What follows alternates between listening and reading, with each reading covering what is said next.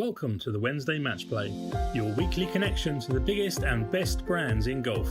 On this show, you will learn more about the latest golf fashion trends, hear from LPGA and PGA Tour players, get advice on planning your next golf getaway, and much more. Broadcasting live from Bonita Springs, Florida, please welcome your host, on the tee, Ricky Potts. Duncan is a golf writer and the host of the Feed the Ball podcast, a discussion dedicated on golf and golf course design.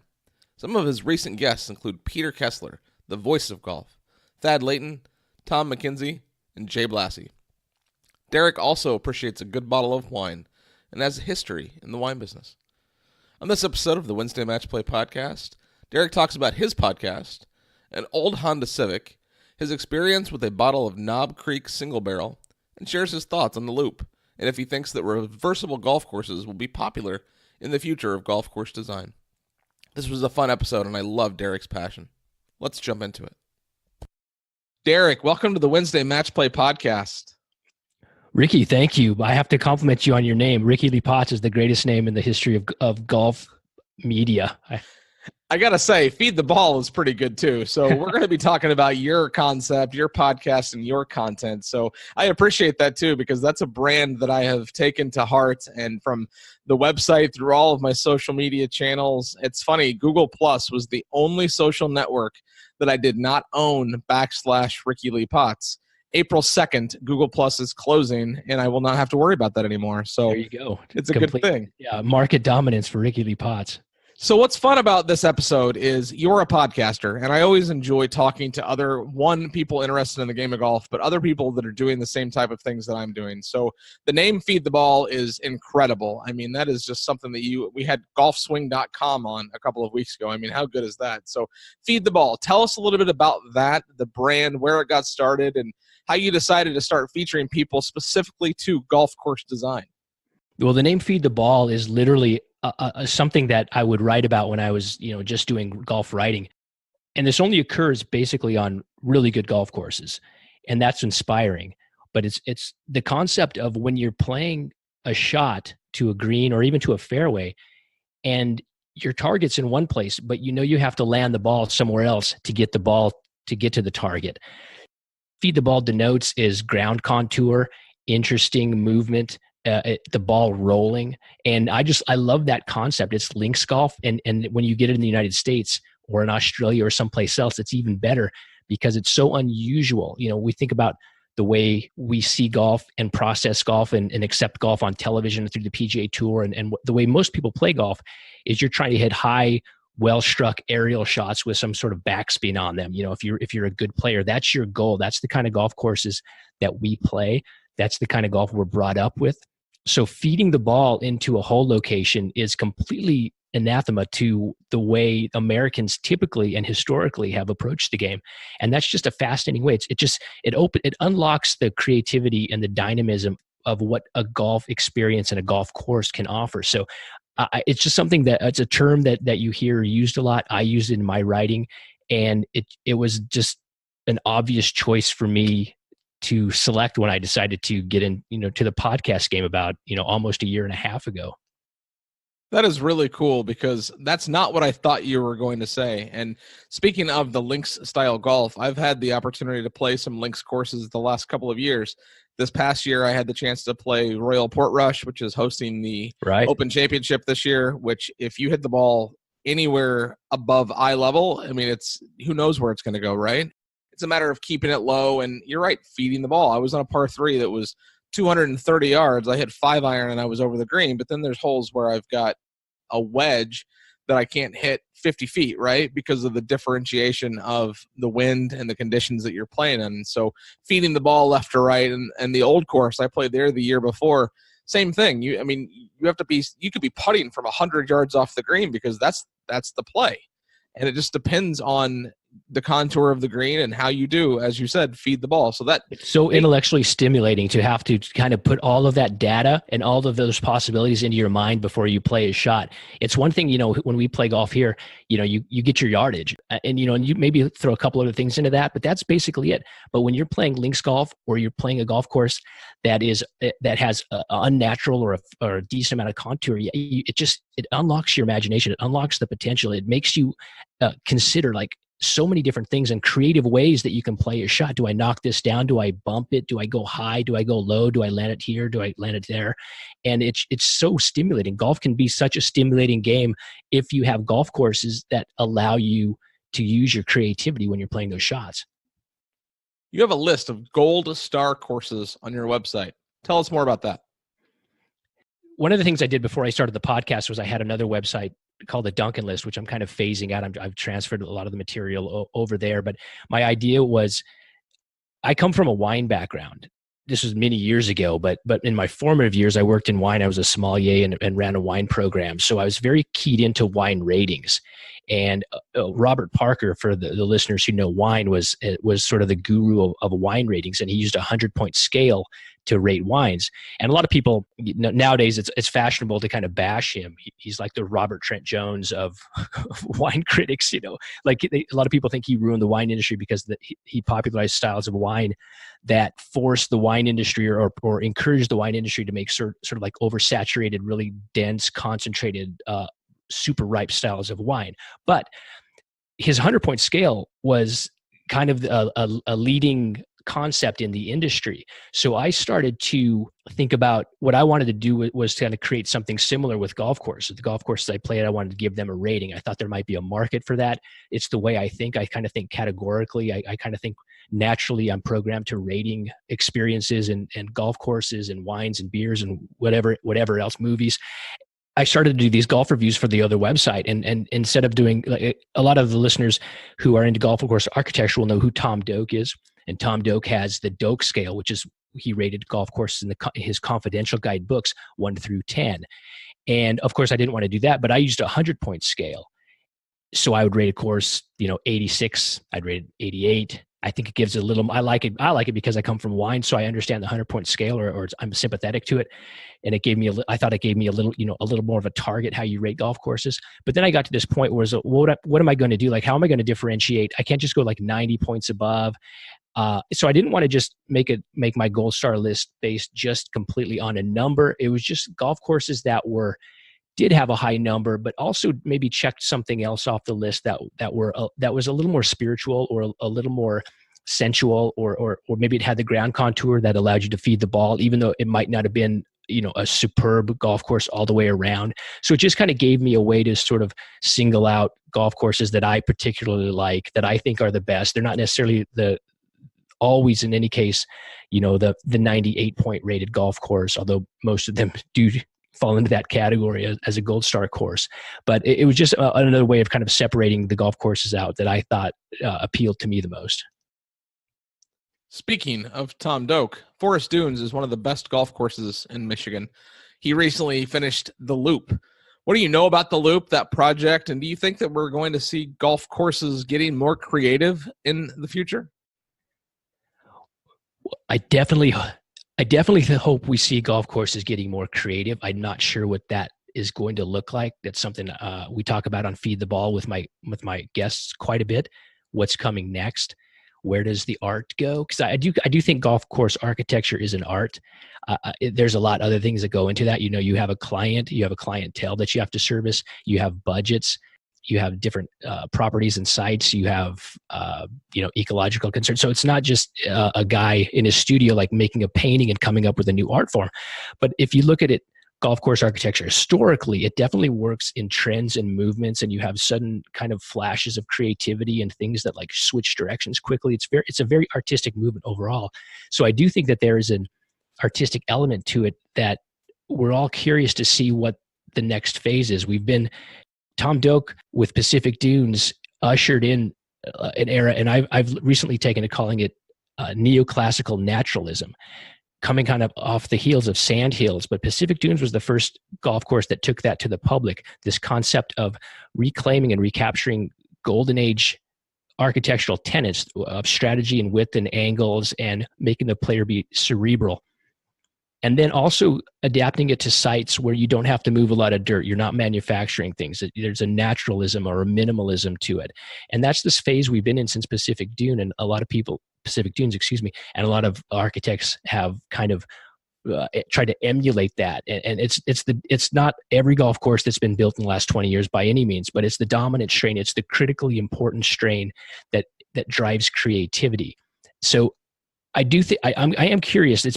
We've been here for about 20 years now, and I feel there's and a lot of the guests, like Ian Andrew, was the first one to kind of point this out. Like there's sort of a sameness settling over a lot of the golf courses, a lot of the really good golf courses we've seen, and it might be time to for somebody to kind of change that and break out, whether it's the structure of holes, the way you approach it strategically, and definitely the naturalism look has been played.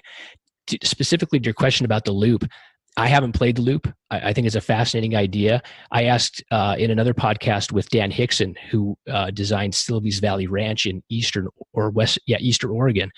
He has a reversible course there. He actually started it before Tom Doak started to design the loop, but he finished it later. It was just one of those projects that took forever to go. And I asked him if he thought that reversible courses had a place in the future. Was that a viable avenue? Will we see any momentum being picked up regarding a reversible course as a concept for golf in the future? And he thought it would be very practical to apply that to private golf courses, where if you just could build like a couple extra greens, you could actually create like double loops going like clockwise and counterclockwise and both returning to the clubhouse. And you could kind of get different variations on that for very little cost. You could expand like a private course, for instance, their playability of their golf course. So that is an interesting thing to think about. I don't know if reversible courses, I actually don't really think that there's a big future for that. I don't think we're going to see a lot of those, but in certain circumstances, yeah, we'll see what happens in the next decade or so. I do think that golf architecture is primed for a disruptor. Tell me about the Honda Civic. So the funny thing, just as some background, I started to, when I moved, I grew up in Colorado and I lived there for most of my life. I met my future wife there, and she was from Florida. So when we were together, right before we were married, she decided that she wanted to go back to law school, and she was from Gainesville, Florida. And I was working in the wine business, but I was kind of ready for a change. So I decided to move back with her, and we got married in Florida, but I didn't have a job, and Gainesville's a college town, and they didn't really have I did send out some resumes, but there wasn't anybody in town who really needed a wine sommelier. And so I was out of work and just looking for something to do. And my wife brought home an ad from her school, college newspaper that said, "Do you like golf? Do you like to write?" And I always wanted to be a writer, and I dabbled in fiction and things like that. So, and I loved golf. I grew up playing golf. So it was for a early internet website company called travelgolf.com. And then they had different regional branch offs like floridagolf.com and Orlando Golf and worldgolf.com. So I got in, and I just contacted them, and I said, "I'd love to write about golf for you guys." They said, "Oh, good. We'll pay you $25 a story. Go do whatever you want to do." So at that time, that was my car. It was a kind of a bluish purple Honda Civic that my in-laws called the Grape. And I would get in it a couple times a week and just canvas Florida, play golf, and write short internet stories, reviews for that. But I played dozens and dozens and dozens of golf courses, and many, many very average to bad golf courses up and down Florida. I think I probably played more bad golf courses than anybody in golf media. I'll challenge anybody on that. But that was it. I drove that Honda up and down Florida for about 3 years. Every car needs a name, and the Grape, based on the colors that car is. Yes, when I first heard that, I was like, "Come on, you're really gonna do that to me?" But it sticks. It's like any good nickname, it sticks, and there's nothing you can do about it after a while. You share a lot of great content on Instagram. You've mentioned your history in the wine business. I can obviously tell you like a good bottle of wine, but you also like a good bottle of whiskey. How was that Knob Creek single barrel? I love whiskey. So, I'm not a huge fan of the Jim Beam distillery. I wouldn't generally touch Jim Beam unless I was at a wedding reception. That's the only whiskey that they were offering, and then I would kind of drink it reluctantly. And so I've never really liked the Jim Beam like small batch productions, the Bookers, the Bakers, Basil Hayden's. They're fine, they're okay, but Knob Creek is in that collection, and I've always liked Knob Creek the best of that. But it's good to go back occasionally and just kind of keep sampling because whiskey and bourbon it evolves. There are periods of production, and then there are new batches that are coming on, and good distillers are always experimenting with their aging and their barrels and trying new things. And this Knob Creek single barrel, and as I'm sure you know, Ricky, that a lot of whiskey distillers now offer private barrels to retailers. They'll say, here are 5 different private barrels. They send you samples, and you say, this number 4 is my favorite. And then they'll ship you that, basically bottle that whole entire barrel just for you, and they'll put your store's sticker on it. So that's kind of like your personal selection for your clientele. And there's just a little rinky-dink store, about 2 miles from my house that I popped into, and I saw this single barrel Knob Creek, and I thought I'd give it a try. And it's by far the best Knob Creek product I've ever had. And I'm probably on my 4th or 5th bottle of it right now. They have a lot of it, thank goodness. They have a barrel full. I mean, they just sell you the barrel. I think they got a couple barrelfuls. I mean, they had like cases stacked. They've got a long supply. So if anybody wants to try this, and you're in the Decatur, Georgia area, hit me up. I'll guide you to Jack's package store. They've got a lot of this really, really good Knob Creek single barrel. Kelly Blake Moran is a good friend of mine. I had the chance to play the Hideout with him last year. It's a course here in Naples, Florida that he designed. It was really interesting to play with him and hear him talk about his vision while he was designing the golf course, why he put this bunker here and why he built this green to slope towards the water. Have you ever had the chance to play a golf course with the course designer? Yeah, I have. And it's really a treat, isn't it? Sometimes you feel like you're being I'm not sure what the experience is. You're just being like taken and choreographed through the round. And then there's positives to that. You can learn a lot and it's good, but sometimes it's a little too much. I've done that before. There's a guy who's done a lot of work in South Florida named Ron Garl, an old, really fascinating, cool old guy. Built 1 million golf courses down in Florida and Southwest Florida in particular. And I've been around with him. He's an incredible salesman. But you definitely know when you're doing that, like you're getting the sales pitch as well. Speaking of Kelly, though, I've never met Kelly, but I know I used to read posts that he wrote on Golf Club Atlas and stuff. I kind of feel like I know him, have a good feel for him. He was very active there. He's a really interesting designer. What did you think of the Hideout, and what's Kelly like as a guy? I think he's a pretty really good underrated architect. He is, and he, outside of his golf background, we've just bonded over everything. I was in Philadelphia over the summer last year, and he lives not far from there, and he was in the area, and we were texting. He's like, hey, let me meet you wherever you are. And he came and met us at a bar. Like, he's just a good, humble dude. That's always a good sign. It is. And he's been on this show in the past, and I just love any conversation we have, and he'll pop up every now and again on Twitter. And it's cool to know that he's out there watching what I'm doing as much as I'm watching what he's doing. And again, playing golf with him and I played pretty good that day, but the Hideout itself, very hard golf course to get on. It's private. It's got a really, really unique location. There's not a single home on the golf course. Larry Bird actually has a part ownership in the property.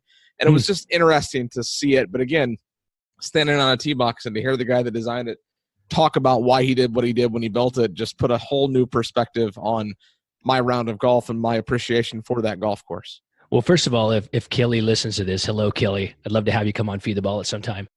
I would like to go play a golf course like 10 times and then go play it with the architect. Because at that point, the first time you play a golf course, that's what I kind of meant. You're sort of being like sort of choreographed. There's a choreographed nature to it because you're seeing everything for the first time, and it's almost sensory overload, and you'll believe anything the architect tells you. But I'd like to play a golf course, many times, and then have a chance to go play with the architect or talk to the architect. actually play it with them, because then you're experiencing it together.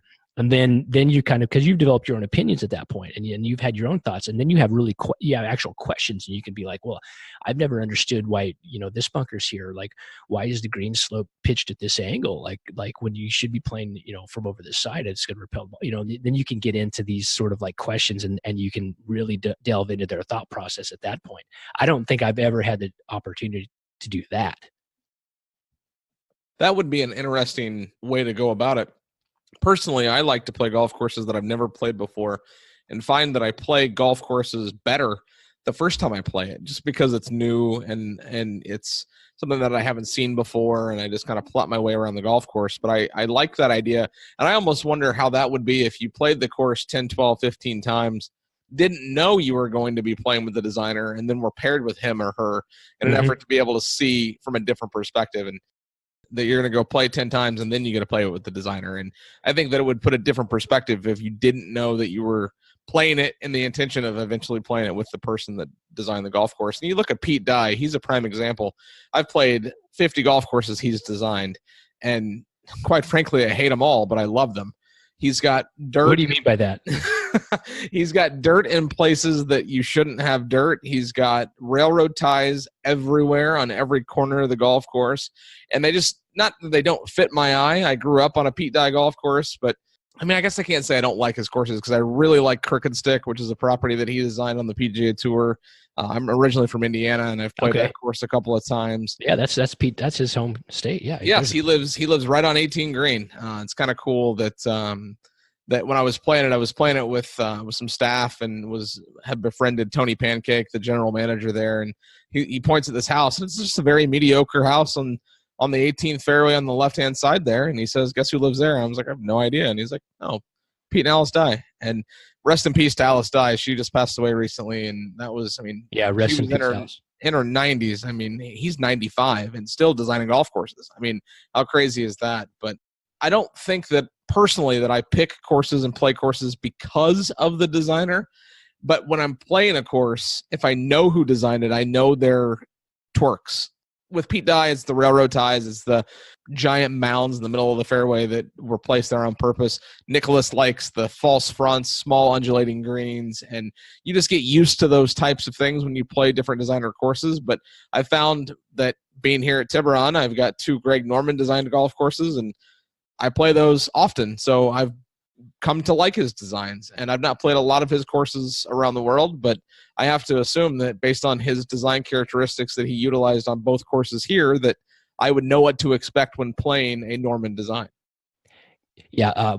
First of all, like I'm familiar with Tiburon. I've been there. Like, it's an interesting property. I feel like you guys have, 36 holes, and you've got 18 really good holes. There's a lot of, it's a real estate jig over there too. There's a lot of holes that are kind of jammed in, but I feel like if you look at where Greg Norman's from, like Australia, Royal Melbourne, they have the east and west course, and then they have a composite course, which is the tournament course. It's a combination of a few holes from the east and most of the holes from the west, and that's their world-class course. I think Tiburon is kind of like that too. There's 18 really good holes there. It's probably like the original holes, and it's a really interesting property. I love Norman did there, just the wall-to-wall fairways, and it ends in the native stuff, and there's just enough width, and it's just firm enough where you really have to pay attention to your lines of play, and then all those like really super sexy green contours, and everything just kind of bleeds off the edge into chipping sections, and those kind of stacked sod wall, irregular shaped bunkers. It's a really sexy, awesome look. And he does that a lot in Florida. I've noticed in the courses he's played.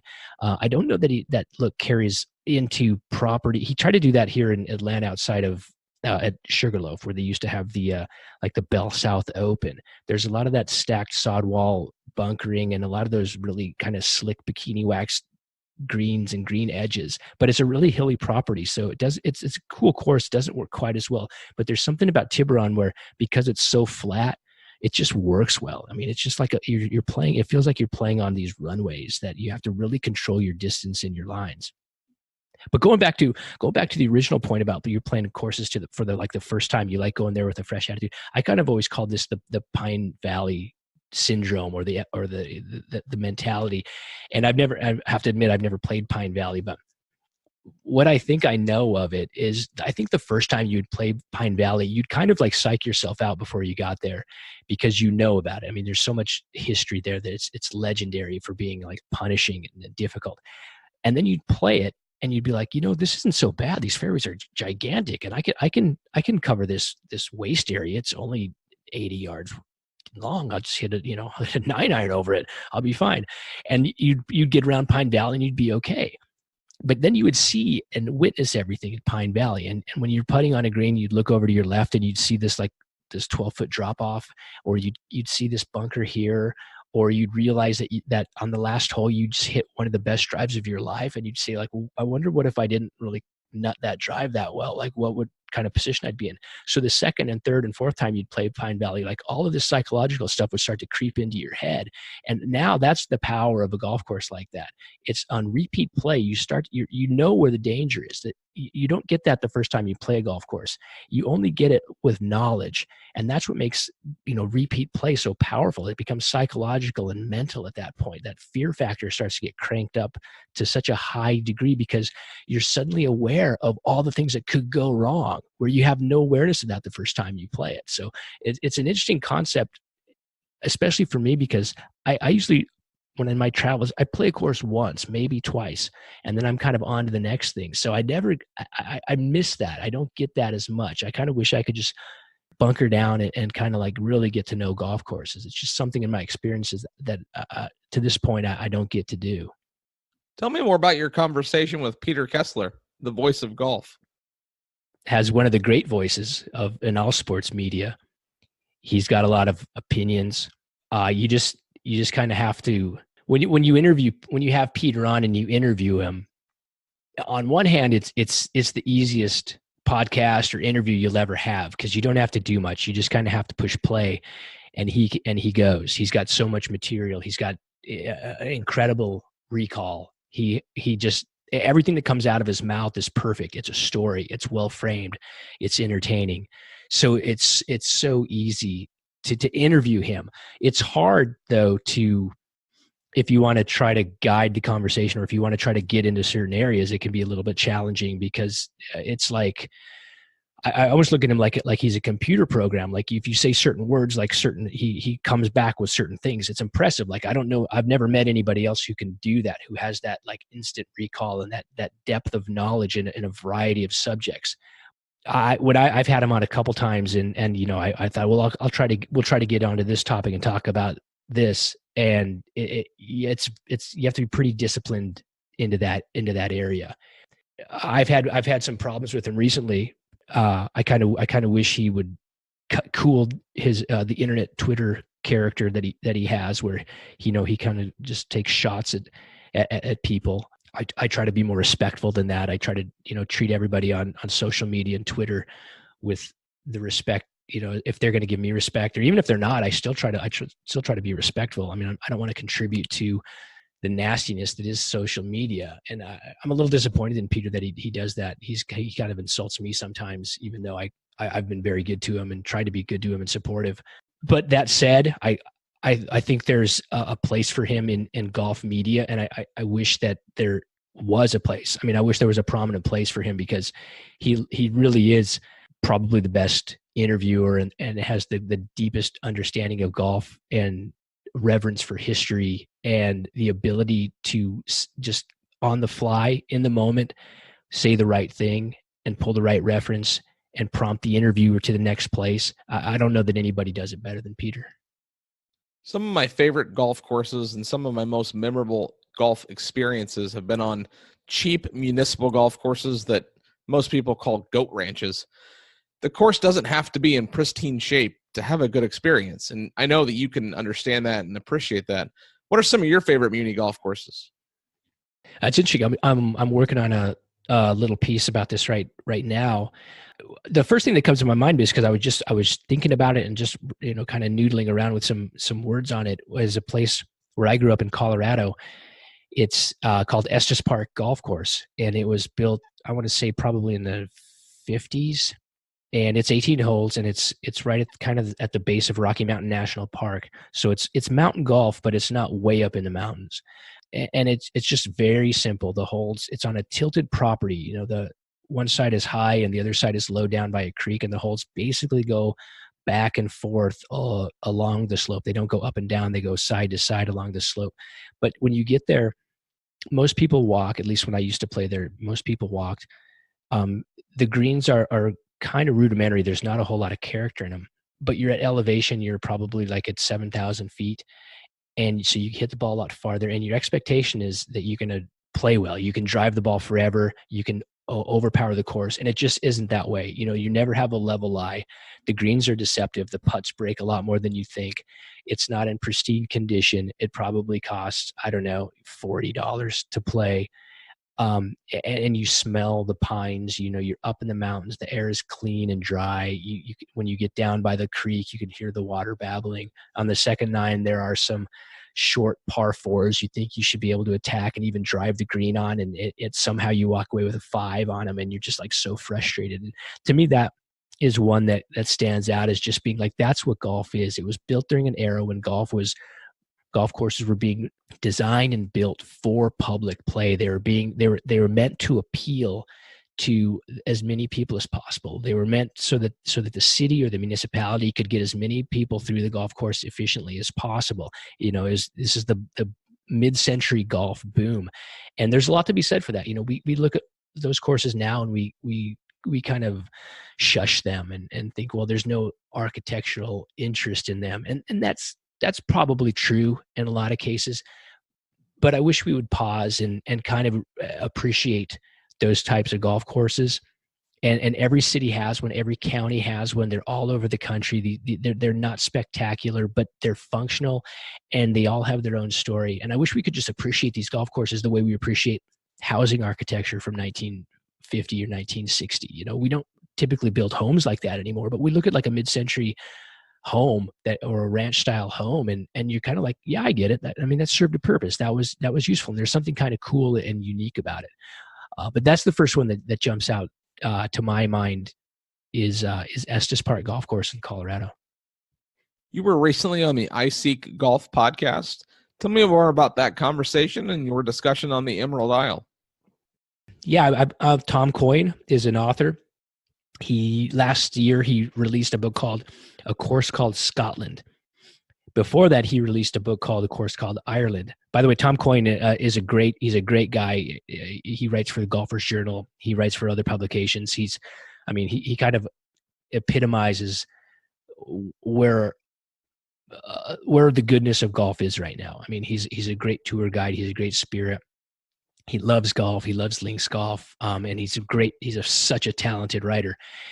He wrote a few books before that, but A Course Called Ireland is the book that we discussed on the iSeek Golf podcast. And it's such a fascinating story. Tom had this idea that he was going to go to Ireland and he was going to play all the links courses in Ireland. I think there were over 50, and they're located all around the perimeter of Ireland, which is not a huge country, but it becomes a really big country when you decide that you're going to play those golf courses and get to from one to the next on foot, which is exactly what he did. He got to Ireland, he planned his packing, and he walked on foot around the entire perimeter of Ireland playing these golf courses. And of course, much of the action in the book is what happens in between the golf courses. He's fantastic when he writes about golf, but I think he's even better when he writes about the human experience, the history of these towns, how it connects to golf, just the spirit of the place. He's really great at that.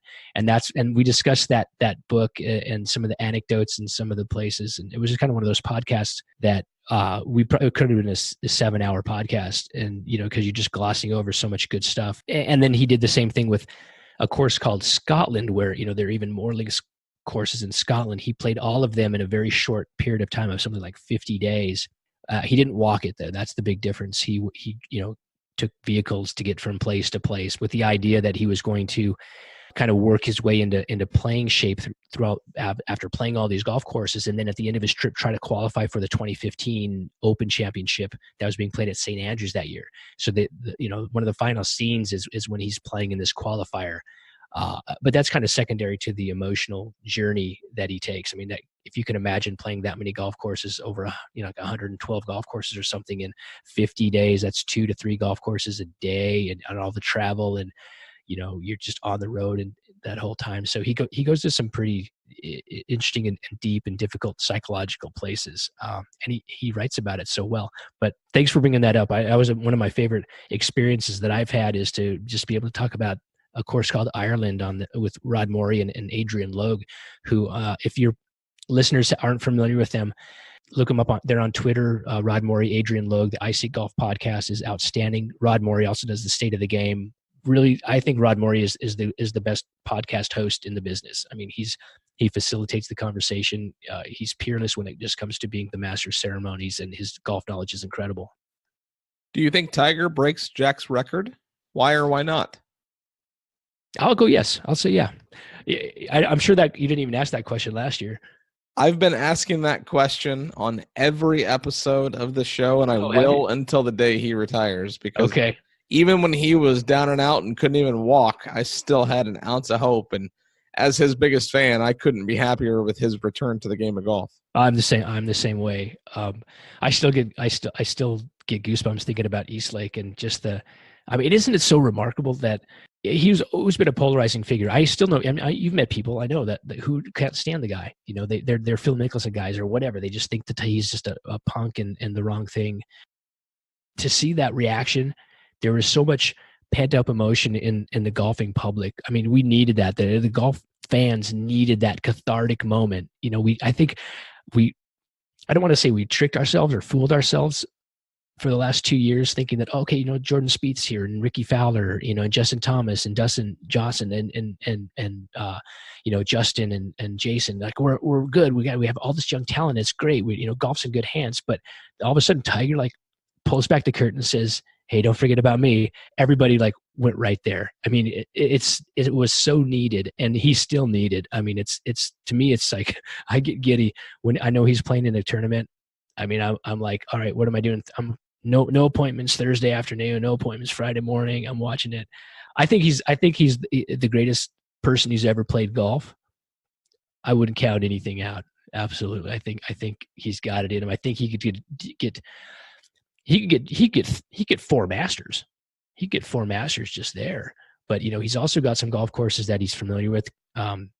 Pebble Beach, I think, might be a little tough for him. But I think any open course and I think any Masters, he's going to be a factor.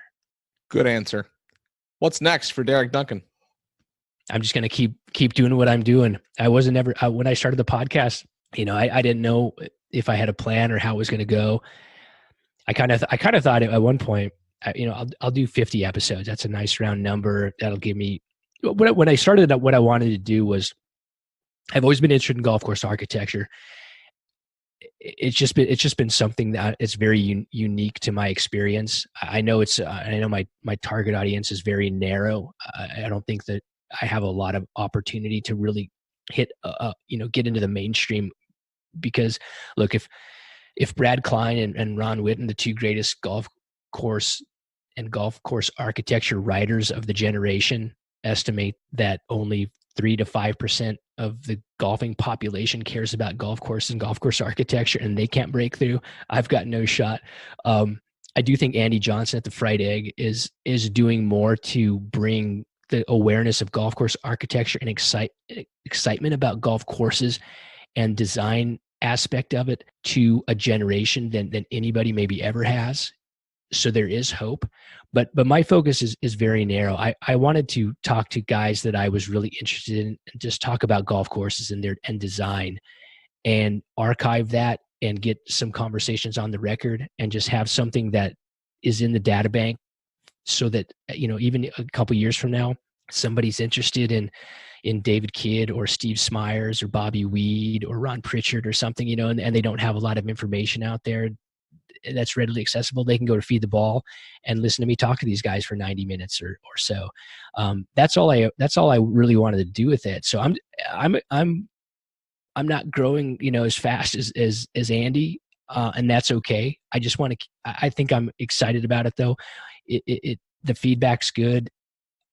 I've got a lot of people I still want to talk to. So to answer your question, I just want to keep doing what I'm doing, and just continue to live this golf experience. Keep talking about golf courses. Keep talking about public golf course. potential and what we can do to like make the golf experience for everybody better, for the public player better, to see how we can make golf more accessible to people, and to also introduce them to a style of golf that's maybe a little more interesting or a little more challenging or a little bit different than what they're used to. Because that's what really hooks people. Going back to we opened this conversation talking about the concept of feed the ball. When you see that ball rolling around the ground and you have to think like in 3 dimensions and you have to try to like really figure out what you're trying to do other than just hit a ball solidly, that's when you get hooked on golf. And golf courses play a big part of that. And I think the future is to try to encourage in some way, promote in some way, facilitate in some way a renovation revolution where we're taking some old public golf courses and injecting them with really smart, interesting, fun architecture at an affordable price. I think that's where we can go. I think that's what I want to spend my time trying to encourage and talk about. In golf, the 19th hole is a slang term for a bar or a restaurant on or near the golf course, very often in the clubhouse itself. There are a lot of great places to drink in Decatur, Georgia. I have a feeling you're going to say wine or maybe bourbon whiskey. What is your favorite 19th hole and what are you drinking? Sometimes, what I want to do with the 19th hole is just head out to the car, sit on my trunk, put my shoes back on and drive home. My favorite 19th hole is my house with my family and my own selection. I don't have a favorite place to drink, but when I do hang out after a round, I'm a beer guy right after the round. I like some kind of, I'll see whatever kind of craft local beer that they have on tap and I'll do that. I save the whiskey for a little bit later in the day and the wine more for the weekends and with food. What about you? I'm curious to know what's your favorite 19th hole and what are you drinking? Wow, I don't ever get asked that. That's a fun question because I'm a huge craft beer guy. I am just obsessed with it. Yeah. What's the scene like down in Southwest Florida? It's growing. I've been down here for a little over 2 years, and it was funny. We moved in, let's say it was a Thursday. By the time Monday rolled around, we had been to every single brewery in Naples, Bonita Springs area. We've become real good friends with all of the brewery owners from South Cyprus, Naples Beach, Momentum, you name it. And it's just fun to be able to go to places and drink good craft beer that's made here locally and know not only the person that's making it, but also the guy that's selling it, and to be able to drink it right along with them. And we were at a beer festival just a couple of weeks ago and walking around, seeing people going up to beer tents and not only knowing who's there, but knowing the beers they have on tap and having had them and tried them. And it's just a fun scene. And I also like bourbon. I'm a big bourbon guy. I like gin. I'm a gin guy. I was asked just today, I was asked, what do you like to drink? And I smiled and I said, yep, I will drink whatever's in front of me for the most part. So, all right, well, let me give me your, so I'm drinking right now. I have a glass of E.H. Taylor bourbon, just their regular small batch bourbon. I think it's the best $40. Maybe not the best, but it's a staple. It's like a $40 bottle. I mean, it's incredible. It's made by Buffalo Trace. It's really good. But I'm curious, what is your gin? So this is gonna probably have people throwing rocks at me, but I cannot pass a just cheap bottle of Gordon's. No, big bottle. No. Respect. Big bottles, $12.99 and I drink diet tonic because I can drink more and not feel as bad. Okay, I don't know about the tonic. I'll throw you under the bus for that. But I just love the flavor. I love the amount of juniper notes that it has in it. I don't get a big hangover with it, and it's just a fantastic gin. And we travel a lot overseas, and every flight, Gordon's is available. Yep. I mean, yes, Tanqueray may be here, whatever, but the Tanqueray even does not have the flavor that a Gordon's has, and it's bottom of the shelf. But my gosh, it is one of the best gins that I've ever had the chance to experience. Yeah. So here's my gin take. And I drink, my wife and I drink gin. We drink martinis, and we actually, we sat down a number of years ago. We're due to do this again. And we lined up 5 gins and did a blind tasting and said, well, what do we like? And we both agreed it was Tanqueray. But the common denominator of the gins that we like, they're all just classic London dry gins, Beefeater, just regular Bombay, the Gordons, Tanqueray. And, now you see in gins, you have so many of these like craft distillers that are making gins, and they're infusing them with non-traditional botanicals, and they can be really pretty, and they can be like, and then they'll they'll like filter them and even barrel age, which is horrible. You can't do that with gin. And what they do is takes away the essence of gin. You drink gin because you want the flavor. If you want like no flavor and you want a mixer, you drink vodka, because vodka has no inherent quality to it. Gin, you want to be slapped in the face a little bit. I mean, that's the whole point of it. Those London dry gins is the way to go. So I'm always leery of when I go to a cocktail bar and the gin selection or what they're making, they offer like in their standard martini or whatever is some kind of like craft gin, because they're too smooth. They're over they're over filtered and over triple distilled. Like no. Gin, you drink gin because you want that harshness in your throat. Like that's the attraction of gin. That's what you got to have. So I totally get Gordon's. I bet people listening at home did not realize they were going to also be schooled on craft cocktails and gin this evening. I don't know about schooled, but I do have a strong opinion when it comes to this conversation just went from golf course architecture to the next bottle of gin that hopefully people at home are putting on their shelf. So I cannot thank you enough for coming on the show. Well, before we go, I want to query you a little bit. Not quiz. I want to query you. I'm looking at your bucket list, and this is fascinating to me. So one of the things like on your list was you wanted to go to Scotland and drink Lafroig 10-year-old Scotch. I have to hear about what that was like. Oh my gosh. How much time do you have? Because that was an experience. My goodness. So I didn't have a bucket list for the longest time, and I actually didn't start a bucket list until I had played the old course. I got the opportunity. My friend Steve Malloy from Canada got the opportunity to show me that golf course 2 years ago. And it was, if you've never been there, there's not a golf course experience I've ever had and ever will have to what it felt like playing the old course. And I said, I'm going to make a bucket list, and started thinking about the things that I would put on it, things that I'm probably never going to experience, but things that I know that I could in the right place at the right time. So that was one of them. Lafroig 10 is, in my opinion, the best, most flavorful, peatiest, smokiest, most you like the unbelievable. you like that funk. You like the medicinal. Yes. Yeah. I want to feel like I'm licking a rock standing on the ocean side, and just, I love the peaty aspect of it. So we were going to be in the area, be it Northern Ireland, and I said, hey, let's just jump over to Ireland. That's no problem. It's close. We'll go to Lafroig, spend the night, and head back. Yeah, it was easy. 10-foot waves and a 2-hour ferry ride that half the people on the boat were puking, and it was quite the journey to get there. So long story short, we get there. We started Ardbeg, who by the end of the trip actually had some of the best flavored scotch I've ever had, the best quality scotch. ABV was high. The flavor was in place.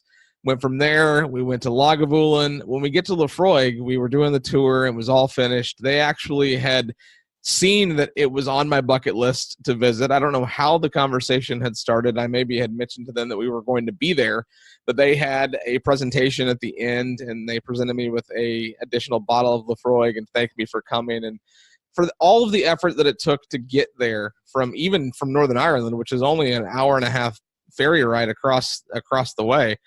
The fact that they went to that much effort, and it made it so much more enjoyable. Even the background photo on my phone is standing outside of the distillery, Lafroig on the side of the building. And I've not had Lafroig since we've been back, but I still have a small bottle that I purchased in the kitchen. But that was just one thing that was something that I had to do. And yeah, I could buy a bottle of Lafroig for $40 at the store, but it's different to drink it at the source, standing there while the waves are crashing, that are making that peaty scotch taste. And one of the coolest parts about the tour, you walk into this giant room that is literally filled with peat. Like it's not like this flavor that they put in, like it's actual dirt that they pull out of the ground. And I have a photo of myself holding it and smelling it and just the whole 9 yards. And the experience was just out of this world. And if anybody's a fan of the stuff, I highly recommend visiting Islay. There's a handful more of distilleries right there in the area.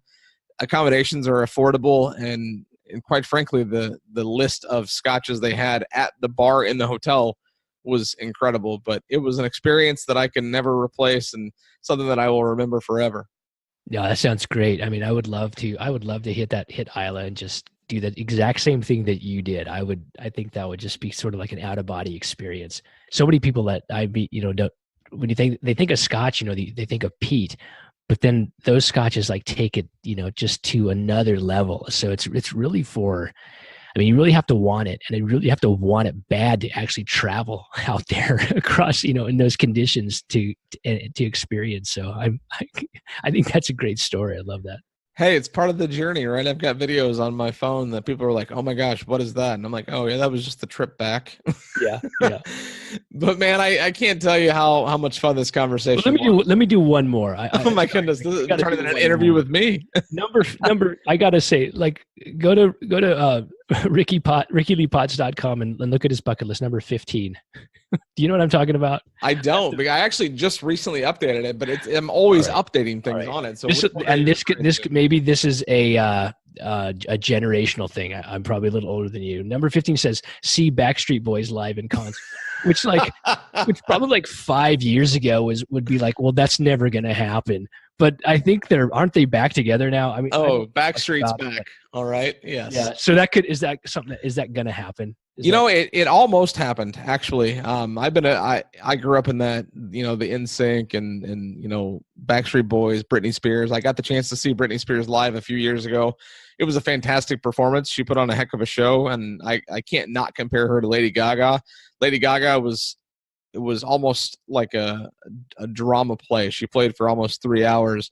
Britney played, the songs that we know her for, right? And I've never seen Justin Timberlake or NSYNC, but Backstreet Boys, I think, just have I don't want to sound off, but they have a place in my heart. And their most recent stuff that they've been releasing, they've got a couple of new singles out. They're working on a new studio album. Is incredible. They have a ton of talent, and I would know all of their songs, and I just think that it would be really fun to see them live. And there's a couple of DJs on that list too. I've seen some of the biggest and best DJs on the planet, but there are a couple that I haven't seen that are high on my list. It's just not been the right place, right time. But Backstreet Boys played a show in Miami not long ago, and I didn't have the opportunity to go. It was an off weekend where I couldn't make it, but it ended up being a show where they only played 3 songs, so I'm glad I didn't go. I need to go see them when it's going to be a full-out concert. And they have been doing a little bit of a residency in Las Vegas, so there's an opportunity there. And when they release this new album, whether it's this year or early next year, I have to feel there's going to be a big kind of a farewell tour or their kind of last hurrah. But it's things like that, and also on the bucket list, you see above that, ride a camel through the desert in Morocco. Okay, that's a totally different experience. We're going to Morocco in a few months, so I'm going to be able to mark that off the bucket list, right? Oh, excellent. Things like that. It's things that are achievable, things that I'm probably going to be able to do. I did not get the chance to see Michael Jackson live. That was long before I wrote the bucket list, but had he still be alive, I was planning to see him, and he actually passed away right before a show that I was planning to go see of him in London. And it's just interesting how, things that are out of my control can't be on a bucket list, so to speak. No, that obviously is going to happen. I was having this conversation on Twitter, or other people were as well. It wasn't just me. Somebody else brought it up, but my one big regret is, that the timing of my podcast didn't work out where I could ever have Pete Dye on. And I've interviewed him a few times on the phone for different stories, but I thought that would be just something that needed to happen, to just sort of have his voice, somebody, not just me, anybody, have his voice like on a podcast, so you could like listen to him into the future. And that's, like I said, like it's kind of has been a motivation for me a little bit. But by that time, he wasn't doing well, and sort of like your Michael Jackson thing, that's just going to have to be a missed opportunity, bad timing. I have to say, I appreciate you doing the research on the person interviewing you, because I did not expect you to be quizzing me here on some bucket list items this evening. So I appreciate that due diligence. Like, I mean, I'm not into electronic music, but I'd like to hear you. Maybe it's going to have to save another occasion, another conversation, but, I'd like to hear your thoughts on that. You're an interesting guy. You got a lot. I think we could have a lot to talk about, maybe we should just go out and have a couple gin martinis or a gin and tonic together and just shoot the shit. I think I like that a lot. And Florida, so let's find a way to get us on the first tee, play a couple rounds of golf and have a couple of cocktails and if you go read any of the content on my blog, I'd say 90+% of my blog is dance music related. So there's a lot of stuff on there. And one of my passions is just, I don't produce it, but listening to it and interviewing the artists. I've interviewed over 700 different artists on my blog. So in addition to the podcast here, I also interview people in a print format for the blog. So just a lot of That's content. Awesome. That's so interesting to me. Like we all have golf in common, but we're not just golf. I mean, I know you through like Twitter and this and the Wednesday night thing, and like and then you have this like whole other life. It's just fascinating to me, the different areas that we come from and we all meet together. But that's what golf is great at. It bringing people together who have different interests, and I could learn a lot from you about electronic music or many other things. I think it's just great. Well, that is awesome. I appreciate your attention to that and me getting the chance to answer some questions on this show, because that doesn't happen very often, and I enjoy doing that. But Derek, thank you so much for coming on the show. I really enjoyed this conversation, and I love your podcast. So please keep producing that. Don't stop at 50, because you're just getting started, and I can't wait to hear and read more of you. You talked about a couple of the different places that you've written for in the past, and I enjoy the content, and hearing the podcast, being able to relate that to your written content also helps, because I feel like I'm listening to you when I'm reading your content. But hopefully the next time that you are in Florida, we can tee it up so I can hear some more stories from you and all of the interviews that you've produced. And tip of the cap to you. I actually had a lot more, but we'll let it go for next time. I was nervous about doing this, but I appreciate it, Ricky. This was a lot of fun. That's awesome, man. Well, I look forward to meeting you in the near future. And we didn't talk about your handicap, but I'm going to need 3 to 4 shots aside, I think, based on your ability to feed the ball. See what I did there? I think I'm going to need some strokes. We'll see about that. That puts this installment of the Wednesday Match Play in the books. But we'll be back next week for another exciting episode of the show. As always, remember to eat, sleep, golf.